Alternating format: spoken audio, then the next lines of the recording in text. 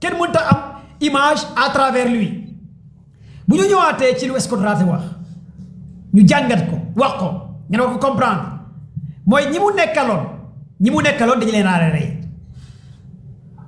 à part image yi ngeen gis mu commencé circuler ay vidéo te vidéo yi nga xamante ne Scott Raté wax na ko benn vidéo bu ñu won ci benn te yow IA moo ko defar parce que ñenn ñi nee nañ kaasu café bi mu yor jeexul yëngatuwul fuurul ñii nee nañ 6 baaram la am loxo bi mais daal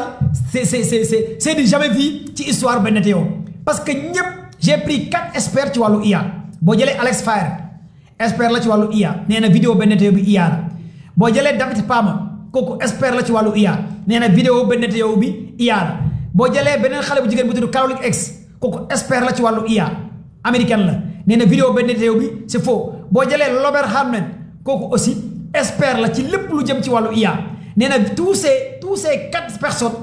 ñoom nee nañ vidéo bi benn te yow woone ñaari vidéo yëpp IA la te ñi ko wax ñetti ñëpp ay américain lañ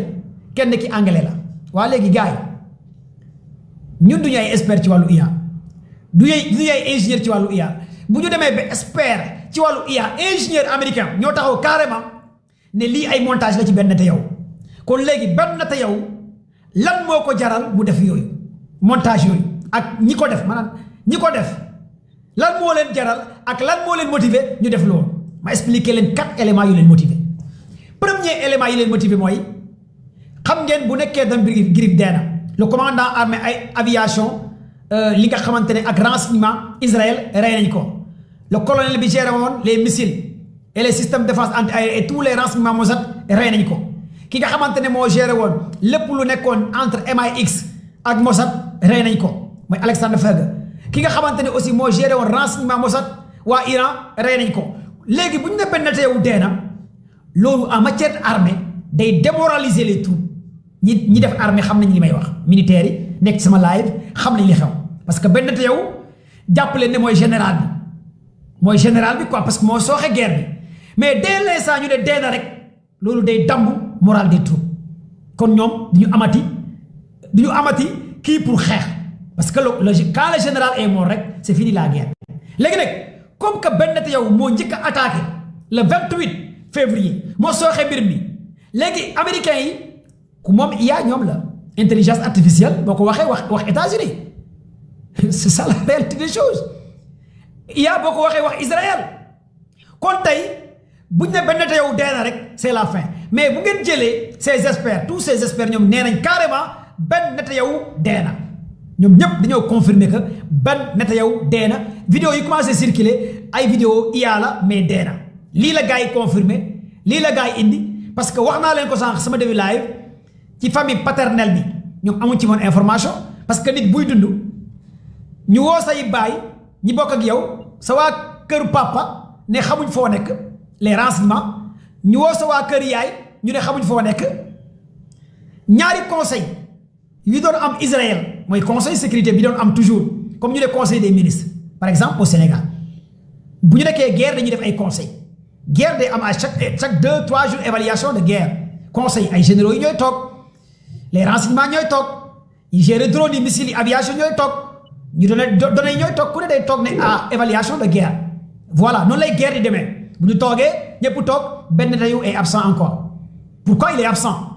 le général est absent le chef est absent 2 reprises il est absent mais ñu ngi koy gis ci ay vidéo IA mais comment ça fait que il est absent ci conseil mais pare buy feeñ ci ay vidéo c'est louche est-ce que vous êtes là avec moi la famille est-ce que réellement vous êtes là avec moi est-ce que vous allez comprendre pare ou pas et je vous donne d'autres informations de taille gars yi partagez leen live s'il vous plaît on signale le live la mort de benn te yow dama leen di jox ay éléments ay preuves pour lu koy firndeel ne que dee na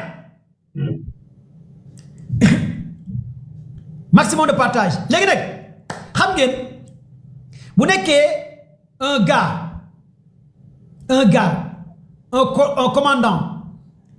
un agent comme Scott Raté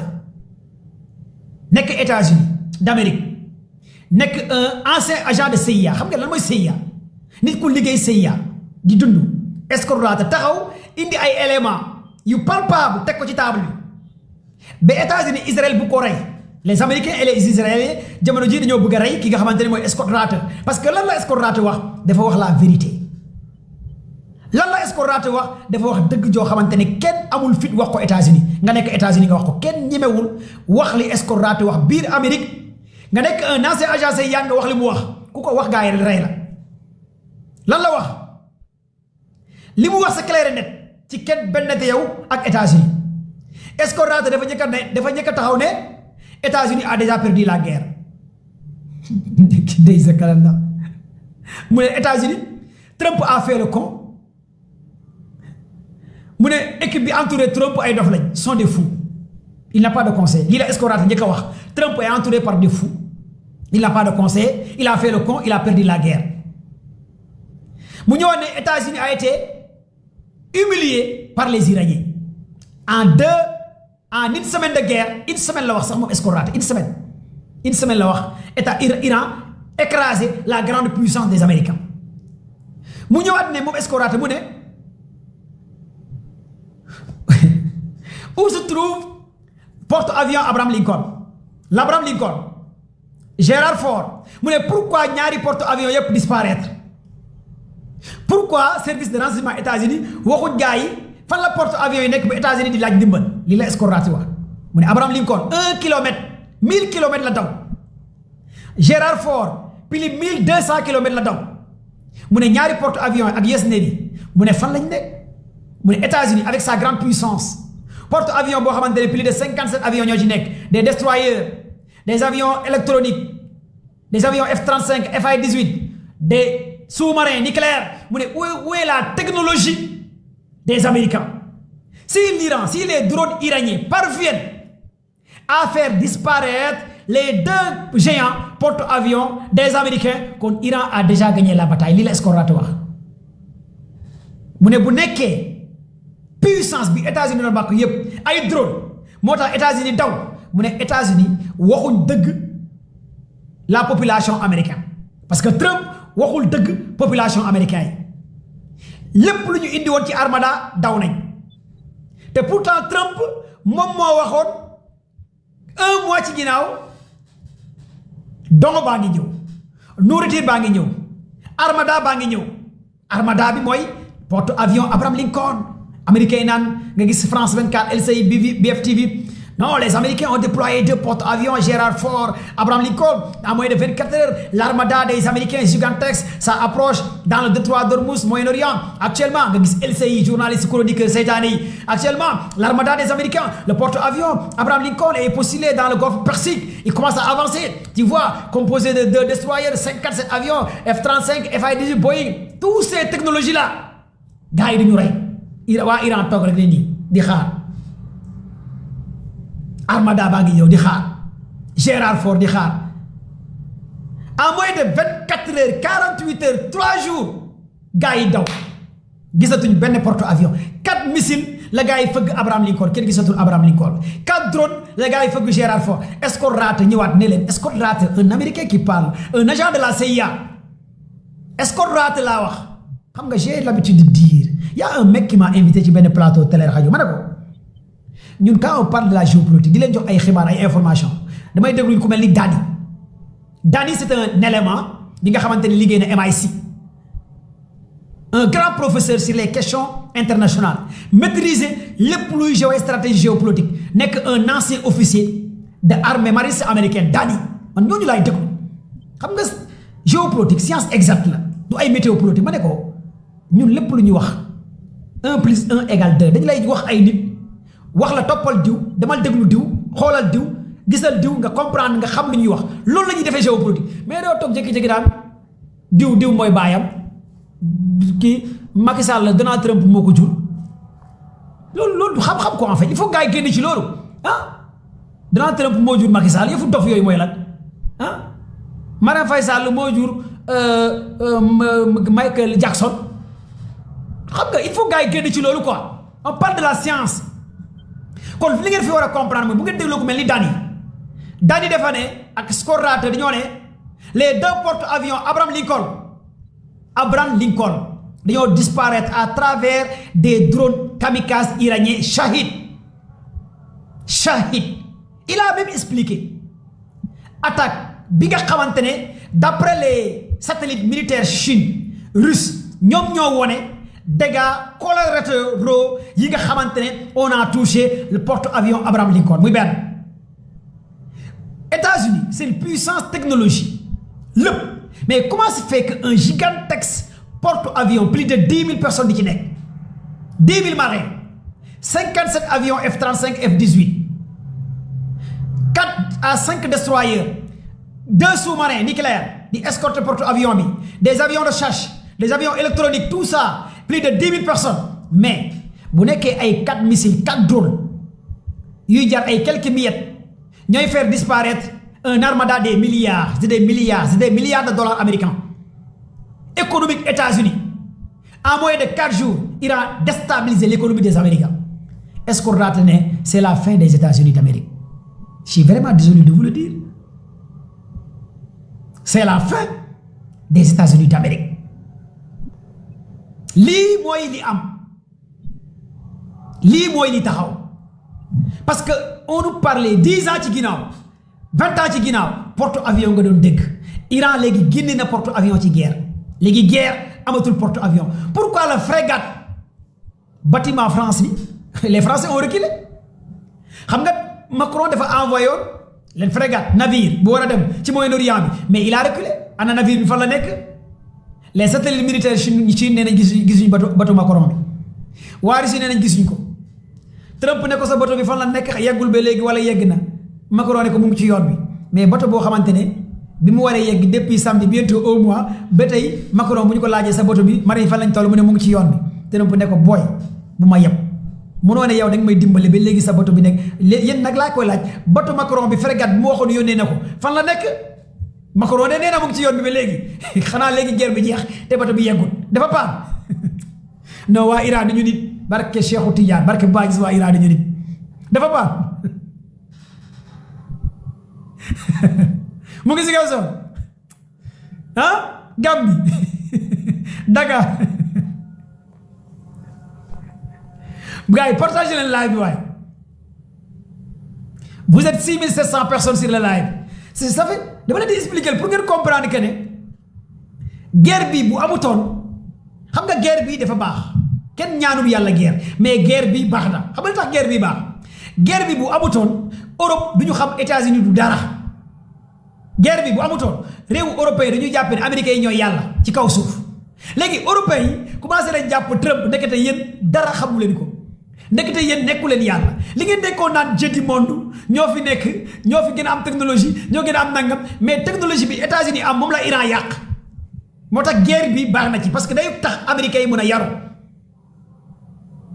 yi saaneex doon wax rek toog ci pooju ndey du saaga mais day tax réew européen yi mën a toog seen pooju ndey xam nga toog sa pooju ndey du saaga saane waxoon na ko mais guerre bi moo tax réew européen yi dinañ toog seen pooju ndey yi xam ne ndekete américains yii dinañ toog seen pooju ndey yi xam ne nekkuñ fi grande puissance du saaga de toog pooju ndey américains yi dinañ désormais Trump dina toog ci pooju ndeyam dina xam ne ndekete waa Iran duñu ñeexum ñebbe lii mooy li am kon guerre bi carte yi dañ koy redessiner waat dañuy redessiner waat carte yi redessiner waat carte yi est-ce que yéen comprendre parce que ñëpp foogoon que États-Unis sont des intouchables les Américains ñëpp foogoon ne que États-Unis sont des intouchables c'est une technologie bu ñu la waxee le patriote américain Iran yàqu ko dôme de fer Iran yàqu ko front de David Iran li yàqu ko système de défense Stade Arrow 1-2 Iran yàqu ko radar FPI 132 bu nekk Moyen-Orient Iran yàqu ko siège Amazon Iran yàqu ko Microsoft Iran yàqu ko Green Zone ambassade États-Unis bu gën a am doole Irak tudd Green Zone Iran yàqu ko 5e flotte américaine plus de 5000 marins Iran taal ko Irak Qatar Abu Dhabi Iran yàqu ko les deux jumelles Abu Dubaï Iran taal ko les 4 géants dépôts pétroliers américains dans le Moyen-Orient Iran taal ko les bases américaines yi nekk Abu Dhabi Uday Bahreïn Diego Garcia même Diego Garcia nga xamante ne plus de 5000 8000 kilomètres diggante moom ak Iran jot ko ciblé des missiles qui traversent l'espace aérien turc kenn xalaatu ko woon autant laal ñaar qui est Iran et quelle est la technologie des Iraniens? Ce sont des questions que kuy def géopolitique science politique yooyu nga war a poser. Français yi dofuñ non sama gars yi pareillement bu ñu quitté foofu ñu ñëw Israël li Iran yàq Israël laa leen di wax en moins de 4 jours 5 jours bu ngeen jëlee la guerre des 12 jours en juin 2025 Institut Weizmann bi Iran da koo yàq l'Institut Weizmann bi nekk Israël li desoon Iran da koo rasé l'Institut Weizmann allez sur Google ngeen xool Institut Weizmann les plus grands ingénieurs Israël fa lañ nekk Iran da koo def dóom bu ngeen jëlee CIA siège Mossad bi les renseignements Iran da koo yàq seen serveurs yi ngeen jël Rafah port Rafah dépôt pétrolier Haïfa bi nekk biir Israël quartier général de résidence bi Iran da koo taal ngeen jëlaat Israël am na benn quartier bu ñuy wooyee Trump est-ce que xam ngeen loolu quartier bu gën a am doole milliardaire Israël fu ñu logé quartier bi Donald Trump la tudd tey laa leen koy wax live and direct comme que yéen da ngeen a bëgg a dagg rek ngeen dagg ñu ngeen di daggee su koy 35 ma jox leen xibaar yi ngeen dem def ay information ay recherche quartier boobu c'est comme si nga ne Almadi Dakar Almadi boos yi borom daraja yi Richard yi fa lañ dëkk Israël quartier bu gën a am doole biir Israël nga xam ne milliardaires yi multimilliardaires yi fa lañ dëkk quartier baa ngi tuddul Trump Donald Trump lañ ko tuddee président des États-Unis mais xam nga lan moo nekk ci quartier bi centrale électrique quartier bi la Iran taal immeuble yu gën a baax ci quartier bi résidence armée bi seen gaa bi lépp la Iran taal quartier baa ngi tudd Trump Israël parewuma de ngeen jël Tel Aviv capitale Israël seen banque de données yi nekk Weizmann Iran da koo taal banque de données yi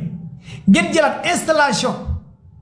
installation seen batterie de défense aérienne yi quand je parle batterie de défense anti-aérienne bi nekk Tel Aviv mooy lan mooy le dôme de fer système de défense anti-aérienne Israël système bi la Iran yàq ñu jëlaat front de David système de défense anti-aérienne la bi nga xamante ne Israël da koo am États-Unis moo ko jox Iran da koo éliminé nga jël le Patriot américain batterie système de défense anti-aérienne Iran da koo taal nga jël li nga xamante ne seen chaise bi cœur bi primature bi nga xamante ne foofu la ban Netanyahu nekkoon Iran bombardé ko daaneel immeuble bi rey fa plus de 8 commandants ak benn ministre waaye dëgg-dëgg kan mooy Iran gars yi partagé leen live bi parewuma de dama leen di expliquer dégâts yi Iran def démb ak tey ak semaine bi parewuma de les avions américains F-35 yi les F-35 américains FA-18 F-35 yi nga xamante ne ay signalu radar ñoo gën a ay avions yi avion F-35 américains yi plus de 300 à 400 kilomètres signal radar dañu koy gis technologie bu ñu leen équipé mooy technologie bu gën a puissant furtivité rapidité longévité mooy ces 3 critères yi F-35 yi di am américain furtivité rapidité longévité signal radar di gis 300 à 400 kilomètres F-35 américains yi bokk na ci avion yoo xamante ne États-Unis à part Israël amul kenn kum ci nangoo jaay ces avions F-35 technologie bu ñu leen di wooyee ak bu ci nekk Iran yàq ci 5 avions F-35 américains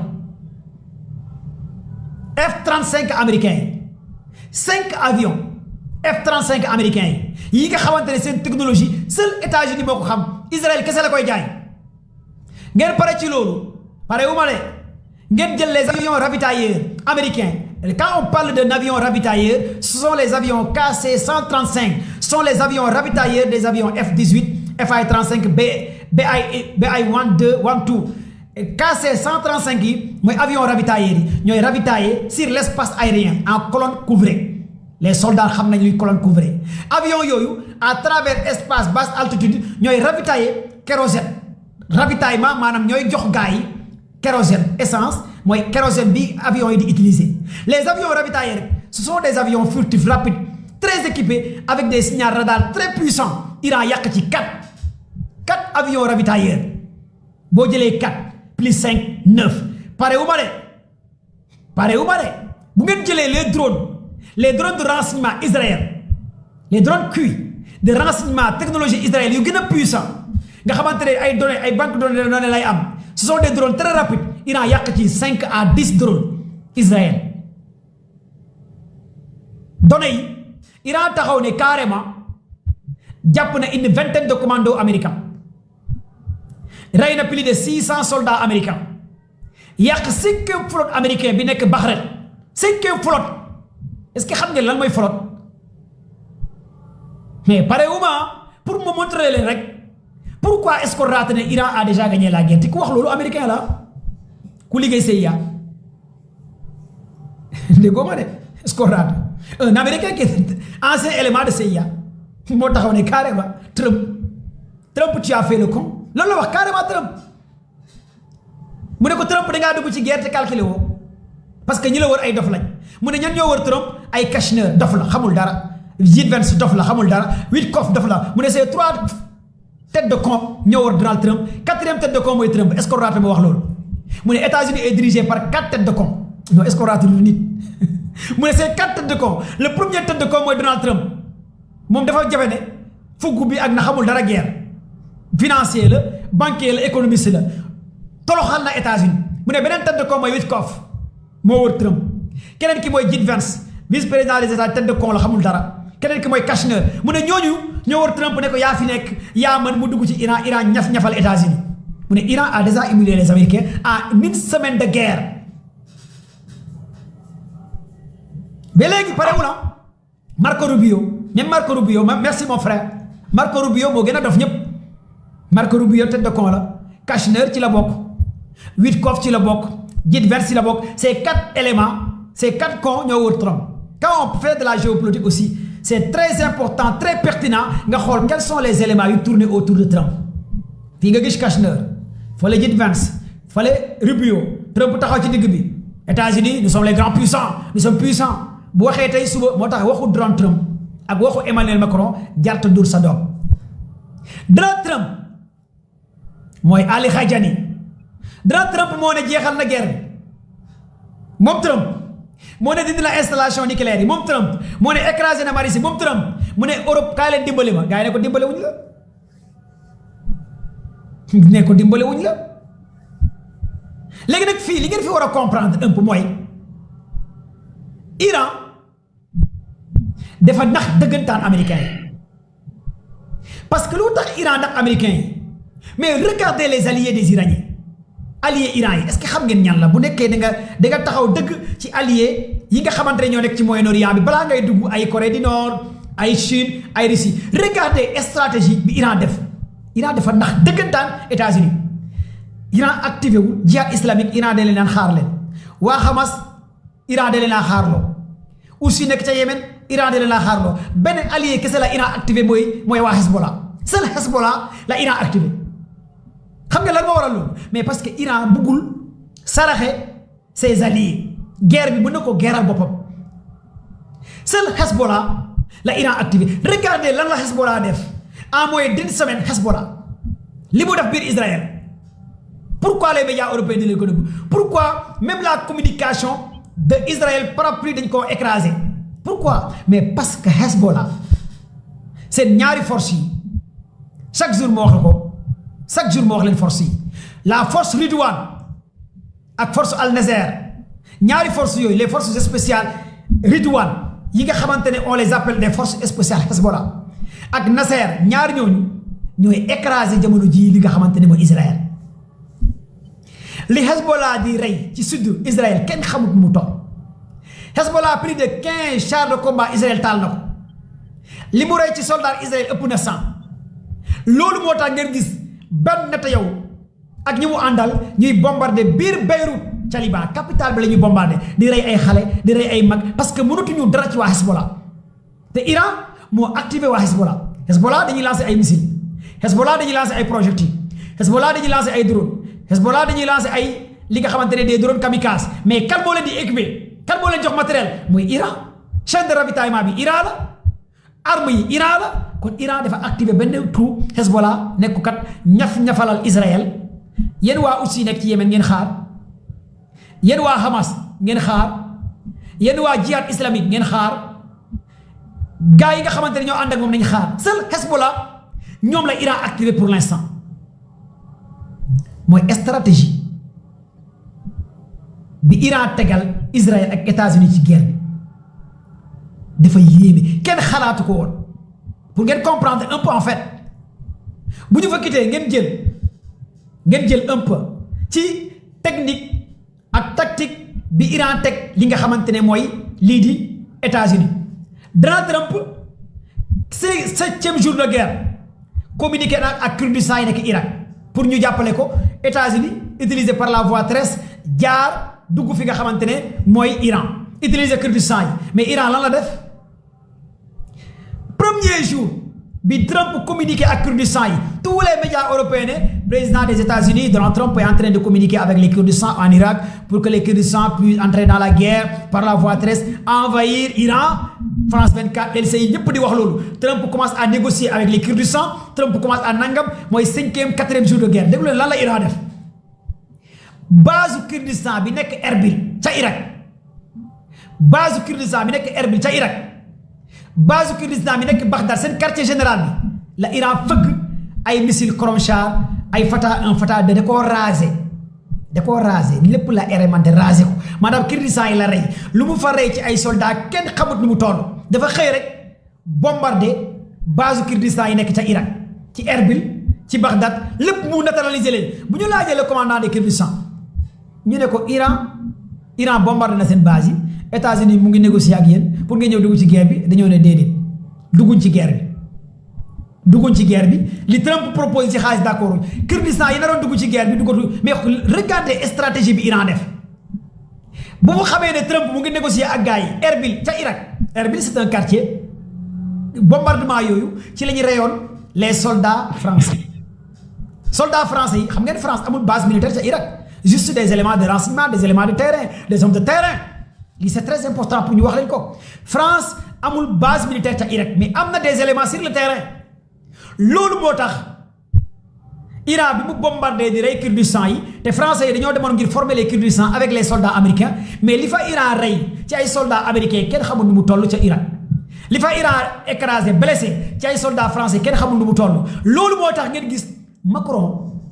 ba tey deful communiqué ci dégâts collatéraux yi nga xamante ne France biir na ko ca Irak pourquoi le président français mu dëgg bal bi ku xam Macron xam ne dafa bëri wax ku xam Macron il est fougueux ku xam Macron xam ne il est mais pourquoi ñu rey ay soldats français ñu blessé ay soldats français Macron jënd glace lan moo tax mais parce que Macron li mu gis lu ñu ko wax li mu dégg xam ne ne ñii bu ci duggee Iran da koy écraser France day disparaître ci Moyen-Orient yi lii mooy information yi am ci Macron les informations qui viennent chez Macron Iran bu nekkee Iran am na puissance pour neutraliser États-Unis ci Moyen-Orient bi mais Iran dafa mën a xëcc ci France bonjour come on viens ici ku mën a noq hello how are you fine good morning kooku dafa xëcc ci kuy wax comment ça va bonjour ah viens ici Iran dafa xëcc ci ay bonjour viens ici ku mën a noq ku naan good morning hello how are you everybody dafa xëcc ci kuy làkk français naan bonjour di takk ay costume cravate Iran dafa xëcc kuy naan ay dose café naan mais bon on est là t-shirt Iran xajul ci ay choco France choco yi Iran xajul ci ñoom les choco non ça va ay choco yi nekk fii Iran xajul ci ay choco Macron xam na ne choco la moo tax mu négocier non ça va wesh Iran xajul ci wesh lii moo tax Macron noppi Iran xajul ci choco xajul ci ay wesh ay good morning ay don't fuck ay don't care kuy noq ay ñoom don't care kuy ñaf-ñafal don't care ay hello how are you kooku dafa xëj ci ay wesh attends Iran xajul ci wesh lii mooy lu ama là je vous le dis c'est la puissance qui parle xam nga j'aime bien les Chinois xam nga guerre bi Chine dafa def démonstration de force ci seen technologie ak la Russie tous les renseignements bu ñu demee ba ay services de renseignement Pentagone États-Unis ñooy def rapport ne cible yi nga xamante ne Iran atteindre nañ ko est-ce que xam ngeen lan la waa Pentagone wax renseignement américain xam ngeen lan la ñuy wax ñu ne cible yi Iran atteindre ci Moyen-Orient bi yépp ce sont les satellites ce sont les renseignements chinois et les renseignements russes ñoo jàppale Iran pour Iran mën a neutraliser lépp luy intérêt américain ci Moyen-Orient waa États-Unis ñooy wax de waa bu nekkee États-Unis ak lu États-Unis am ci technologie lépp ak li États-Unis am ci satellite militaire ak li États-Unis am ci renseignement ak li États-Unis am lépp lu ci guerre données ci information États-Unis moom Facebook moom YouTube moom Instagram moom Messenger moom lépp nekk ci jaww ji waaye dëgg-dëgg sa dëgg-dëgg bu nekkee nag technologie des chinois technologie des russes technologie des iraniens mooy neutraliser américains yi kon est-ce que kuy wax wesh-wesh bonjour comment ça va ñeme naa songu Iran est-ce que wesh-wesh ah lii moo tax Macron bu mu commencé am information yi commencé dëgg ci la jënd glace moo tax yéen Sénégalais yi nekk ca France mu ngeen korité de da ngeen di korité de bu la neexee xotti am yéen Sénégalais yi nekk ca France mën ngeen a xotti parce que Macron moom instant yi moom jënd na glace bu la neexee mën ngeen a xotti julli Macron moom fu mu ne ragal naa sax mu tuub fan yi di ñëw ragal naa mu dem umra ji Arabie Saoudite jéggalu baaru Iran yi parce que Macron moom ragal naa ñu tuddee ko Mouhamadou Moustapha Macron fa la jëm de Macron moom pare na ci guerre bi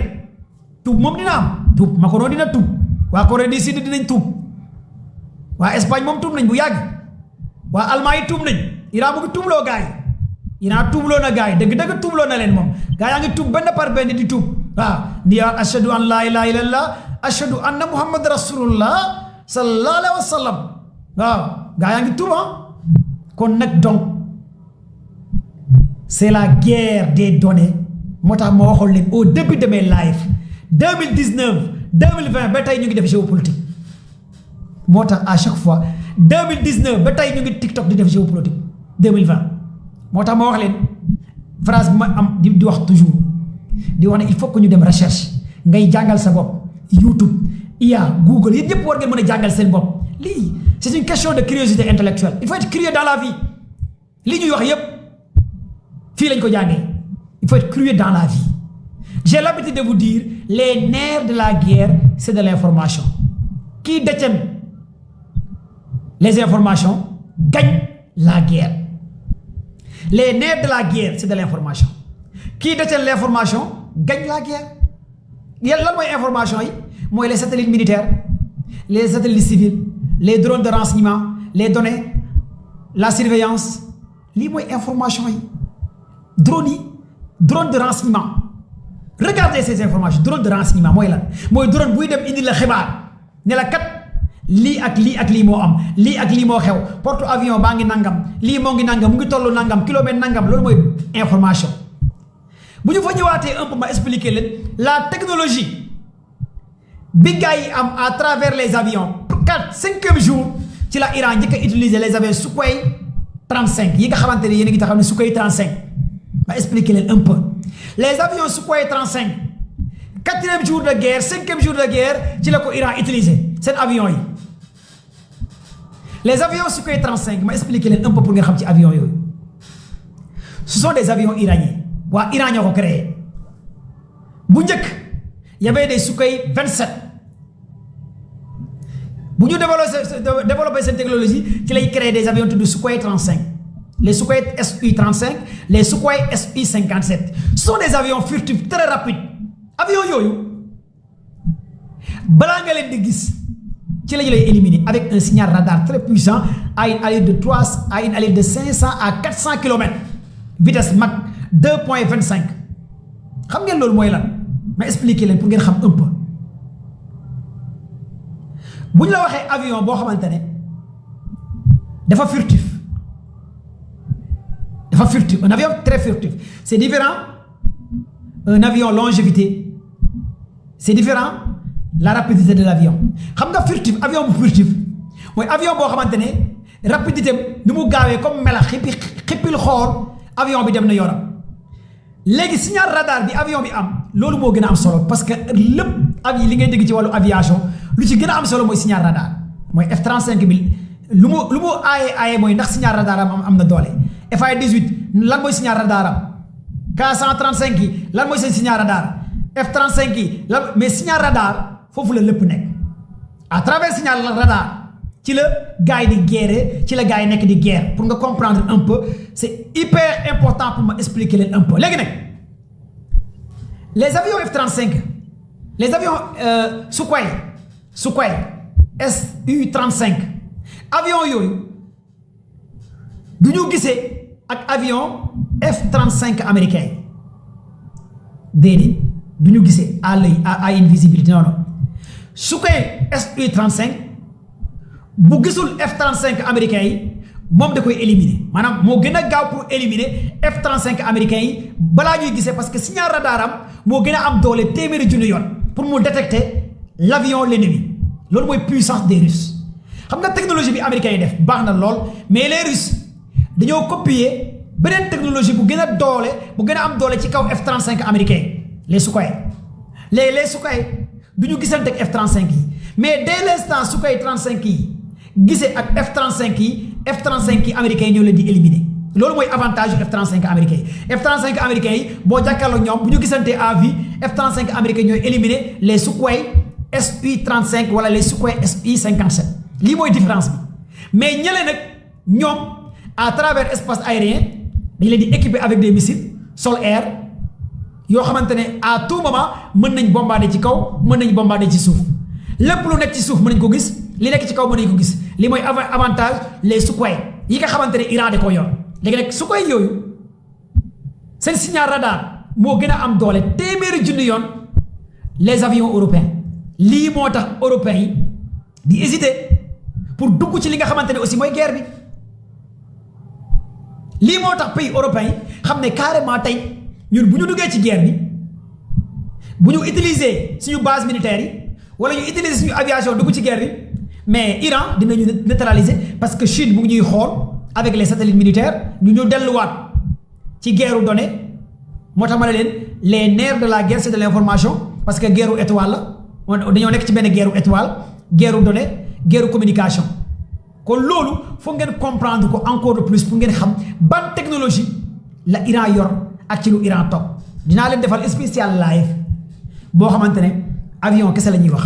drone kese la ñuy wax missile kese la ñuy wax ñu wax technologie missile Iran bi bu ngeen jëlee missile Amat bu Iran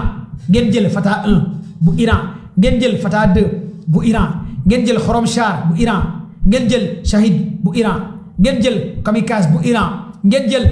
Shinjil bu Iran te Shinjil yi mooy dernier missile bu Iran utilisé démb ak tey mooy Shinjil 1 ak Shinjil 2 te 1 bi la utilisé dinaa def spécial live pour ñu décortiquer ñu toj pour ngeen xam lan mooy missile bu ne lan lay daw drone yi lan la entre drone de reconnaissance mooy lan yéen a ngi dégg parce que dafa am drone civil drone de renseignement drone de guerre drone de reconnaissance am na 4 façons type de drone yu am drone d'information mooy drone buy dem jëli la information indil la ne la kat lii moo xew ci géej gi drone de renseignement mu yóbbu dem jëli la ay renseignement utiliser ay images drone d'enregistrement mu filmer la indi la information mais drone d'attaque drone de surface drone de combat tout ça ay différents types de drone yu am pour ngeen comprendre yan jaaru drone la Iran am pour ngeen xam mbir mi naka la nan la c'est très important destroyer des fois vous entendez ñu wax leen destroyer lan mooy destroyer 1 2 lan mooy destroyer FI-18 yooyu yëpp ngeen war ko comprendre mais dinaa dem expliquer leen ko détail par détail ngeen comprendre ko xam ko dinaa leen proposer benn live spécial pour expliquer leen d'étape par étape pour ngeen xam tous ces éléments et ça va vous servir kon gars yi tey lii laa leen indiloon bu nekkee amul question ma jël quelques éléments après ma arrêté live bi tey nag live bi du yàgg une heure